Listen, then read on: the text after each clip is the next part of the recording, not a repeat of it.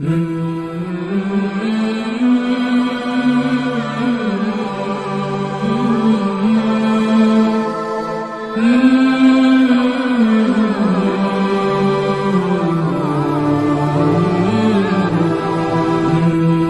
اللہ الرحمن الرحیم۔ محترم ناظرین کرام، السلام علیکم ورحمۃ اللہ وبرکاتہ۔ ہمارے ایک بھائی نے سوال کیا ہے کہ پیشاب کرنے کے کچھ دیر بعد تک قطرے آتے رہتے ہیں، اس بیماری میں وضو اور نماز کس طرح ادا کریں؟ برائے کرم مسئلے کی وضاحت فرما دیں۔ تو دیکھیے بھائی کہ قطرے آنا آپ کو بند ہو جاتے ہیں، کچھ دیر تک آتے رہتے ہیں، یعنی مسلسل نہیں آتے، اس لیے بظاہر آپ معذور شرعی کے حکم میں نہیں ہیں، آپ شرعی معذور نہیں سمجھے جائیں گے۔ شرعی معذور آدمی اس وقت کہا جاتا ہے جبکہ مکمل ایک نماز کا وقت، یعنی جیسے ہی مغرب کی نماز کا وقت شروع ہو جائے اس وقت سے لے کر عشاء کی نماز کے وقت تک مسلسل اگر قطرے آتے رہے، یعنی آدمی کو وضو کر کے نماز پڑھنے کی فرصت ہی نہیں مل رہی، اتنی جلدی قطرہ نکل جا رہا، تو ایک مکمل نماز کے وقت تک یہ کیفیت اگر جاری رہی تو اس کو کہیں گے کہ وہ شرعی معذور ہے۔ تو یہ معذور ایک مرتبہ وضو کر لے گا تو ایک نماز کے وقت تک جتنی بھی چاہے نمازیں پڑھ لے، جتنی بھی چاہے تلاوت کر لے، بشرطے کہ دوسرا کوئی نواقض وضو پایا نہ جائے تو اس کے لیے گنجائش ہے۔ اسی طرح وہ مریض بھی اس میں داخل ہے جس کو بار بار ریح خارج ہو جاتی ہے،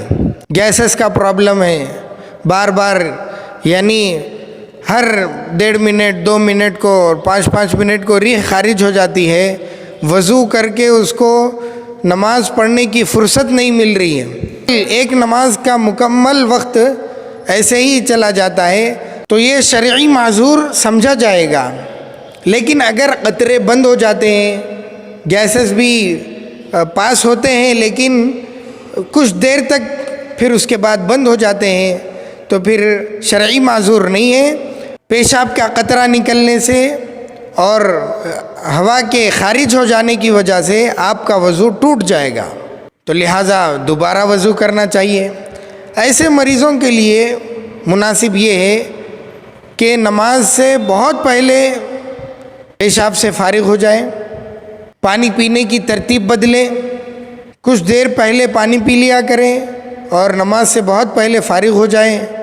اور پیشاب سے فارغ ہونے کے بعد کچھ دیر ٹہل لیں، تو جتنے بھی قطرے باقی رہیں گے وہ سب نکل جائیں گے، اور وہ قطرے کپڑوں کو نہ لگے اس کے لیے ٹیشو پیپر کا استعمال کریں، اپنی انڈر ویئر میں ٹیشو پیپر رکھ سکتے ہیں، اور پھر جیسے ہی نماز کا وقت ہو جائے وہ ٹیشو پیپر نکال کر پھینک دیں، اور اگر وہ قطرے کپڑوں کو لگ گئے ہوں تو پھر نماز کے لیے پاک اور صاف کپڑوں کا انتظام کریں مستقل طور پر، یا پھر دوسرے کپڑے نہیں ہیں تو اتنی جگہ دھو کر اس کے بعد نماز پڑھیں۔ تو یہ چند تدبیریں ہیں جو فقہا نے بتائی ہیں۔ اگر یہ بیماری شک کے دائرے میں ہے، نکل گیا کہ کیا ہے کہ، تو ایسی صورت میں وضو نہیں ٹوٹے گا۔ ہاں آپ کو اگر یقین ہے کہ نکل گئے ہوں گے تو ایسی صورت میں وضو ٹوٹ جائے گا۔ اللہ تعالیٰ صحیح طور پر